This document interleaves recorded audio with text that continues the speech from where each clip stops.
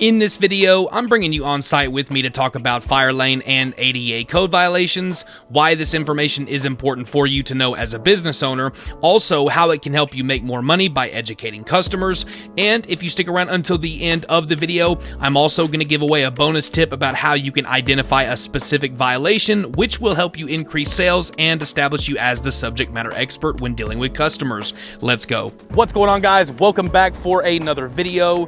Today, I'm bringing you along on site with me to show you a job that we just finished up. It's right behind me, but there's something very different about this job that I want to talk to you about today. Firelane code violations on restripe. Sounds foreign, but I can promise you that it happens to us. We deal with this all the time, but I just want to document it today to show you what I'm talking about.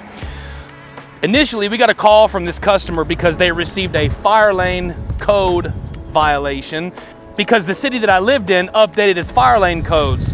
They are making all of the properties update their Firelanes. Well, this is a restripe, but we had to do a new layout of some Firelanes. So, not too complicated. The city code says that it needs to be at least 6 inches wide. Firelane, no parking, 4 inches, and it has to span in 60-foot intervals. I don't want to go over there because we just opened back up the parking lot, so I don't want to make it weird, but I just want to show you what I'm talking about. So there's the Firelane stenciling right there. Not too difficult. We just used a spray can. That way you don't have to use a bunch of other machines. You don't have to break out other machines. You see right there, it's not too bad.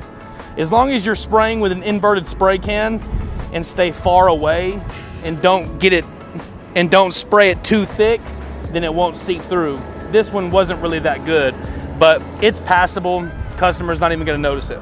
So, as you see behind me, the Firelane goes there all the way around the building. The fire marshal gave them the code violation and then also told them the way that the city would like it to be, which is right here. Now, as you can see, it's in 90-degree angles, which is kind of different. A lot of times, they want them curved because in some areas, they may fail inspection. But particularly for this one, they wanted, y'all have a good day. Real quick, I want to say that keeping up with your customer information is very important as a business owner, and QuoteIQ will help you do that. It's helped us expand as a business by having that information available to us at a glance, and by keeping track of that data, we're able to follow up with existing customers that we've already serviced. That way we can follow up with existing leads to generate sales instead of constantly looking for new ones. So if you need help with keeping up with customers, sending invoices, or collecting payments, be sure to check out QuoteIQ. It will be the second link in the pinned comment section and the description. And right now, we're doing a $500 Stencil Kit giveaway with same-day stencils, so all you have to do to register for the giveaway is sign up with my link for a premium, platinum, or ultimate subscription for QuoteIQ, and right now it's only $1 for the first month, and you'll automatically be entered into the giveaway if you use my link. The winner will be announced on June 1st. Let's get back to the video. But for this one, they wanted it to be 90-degree angled. Now what I'm gonna do is take you up in the air and show you what I'm talking about. So as you can see from the sky, that the striping is at a 90-degree angle. A lot of times on new layout, especially on Firelane, they do a curved radius. And if you're in some parts of the country, some fire marshals will fail you if it's at a 90-degree angle.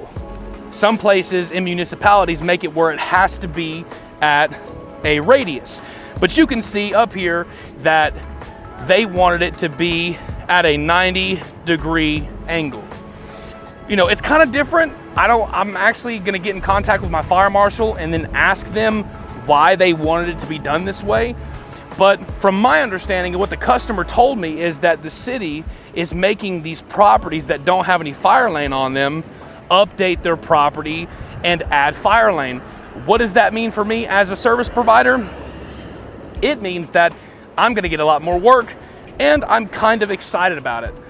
Firelane isn't my favorite thing to do, but it does generate a lot of money. Now, on this job, it was just short of 900 feet of Firelane at 6 inches wide, which is not too bad. We used about 2.5 gallons of paint, which isn't that much, and we charged the customer $1,700, as you can see from right here. So overall, not too bad for a day's work. You can make a lot of money doing these parking lot striping jobs. Overall, not too bad for a day's work. And this is a restripe. There was a new layout portion. If you guys are interested in learning more about parking lot striping, how to do restripes, or even new layouts, be sure to check out the How to Stripe course. It will be the first link in the pinned comment section and the description, where we show you how to do restripes. Okay, so now I want to talk about ADA signs. When you come out on these jobs, there are 2 things that you need to check to inform the customer. Number 1, you need to check the width of the access aisles. If it's van accessible, if it's just regular ADA parking, you still need to check them because you need to inform the customer to give the customer options. It's not popular with a lot of people, but I do it. Not saying you have to, but I think that it's important as a service provider to educate the customer. Secondly, after you check and see about the access aisles and the width of the parking, you need to find out if there is signage. The signage is the key part when it comes to ADA parking. Guys, there's got to be signage. If you pull up on this job and it's a code violation for Firelane and the ADA parking is all in compliance as far as the width of the parking and the access aisles, if they don't have signage, tell them. Tell them. Don't just stripe it and move on. Tell them that they're not in compliance. Let them know. Educate the customer. It could be an upsell. You could tell them that they have no signage and then go and get the signage and then charge $250 per sign installation. That can only take you an hour, and you've made $500 on top of what you've already charged them for the job that you did. Always look for a reason to upsell on your jobs. It's going to help you make more money in a shorter period of time. And if you can make more money in dealing with less people in a shorter amount of time, that is always a plus.